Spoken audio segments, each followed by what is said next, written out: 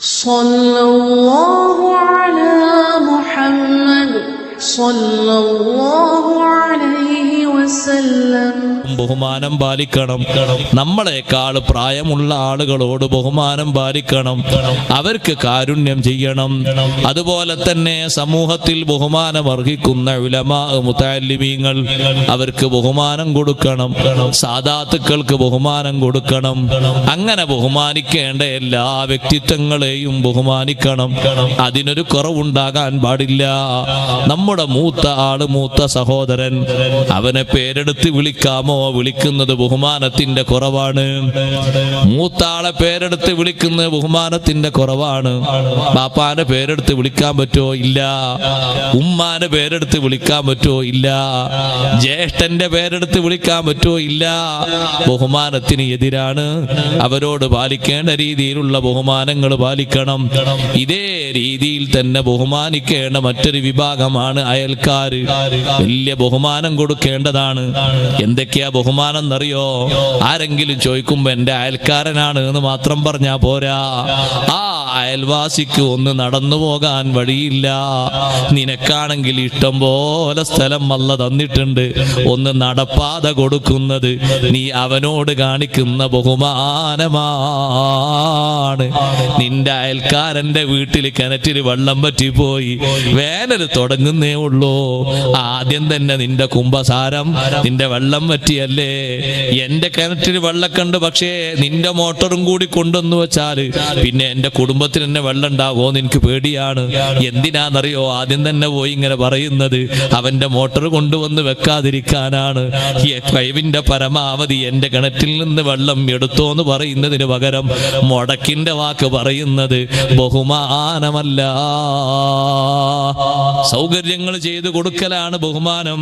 ചിലരുണ്ട് 4 ലക്ഷം കൊടുത്താലും ഇല്ല കേട്ടോ, എന്റെ റൂഹ് പോയാലും ശരി, 1 ഇഞ്ച് സ്ഥലം അവിടെ തരാൻ പറ്റൂല. എന്നാ പിന്നെ 5 ഇഞ്ച് സ്ഥലം കൊണ്ട് മൂപ്പർക്ക് വലിയ ബഹുമാനം ഉണ്ടോ? ഇല്ല. കൊടുക്കാന്ന് പറഞ്ഞാല് കൽബ് മുറിച്ച് മാറ്റും പോലെ.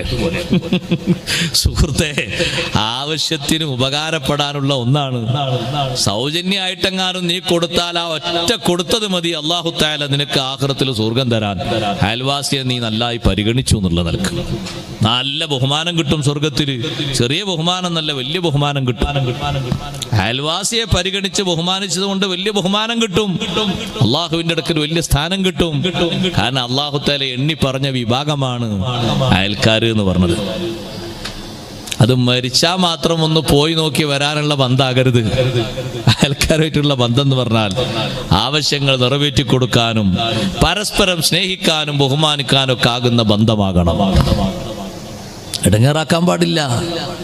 അയൽവാസിനെ പറ്റി ആള് മോശക്കാരനാണെങ്കിലും അനുകൂലമാകുന്ന രീതിയിലേ നീ സംസാരിക്കാവൂ. നിന്റെ അയൽക്കാരെന്നുള്ള നിലക്കുള്ള ഒരു ബഹുമാനം അത് നീ പാലിക്കണം.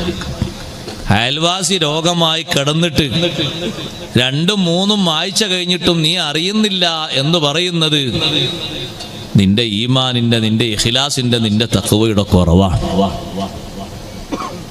നേരെ പിറ്റേന്ന് അവിടെ എത്തിയിട്ട് വേണ്ട കാര്യങ്ങളൊക്കെ ചെയ്തു കൊടുക്കേണ്ട ആളാണ് നീ. ഒന്നും നിനക്ക് ചെയ്യാൻ കഴിയൂലേ? എന്നാ സന്ദർശിച്ചിട്ട് ഒരു മനസ്സിന് സമാധാനമെങ്കിലും കൊടുക്കേണ്ടതല്ലേ?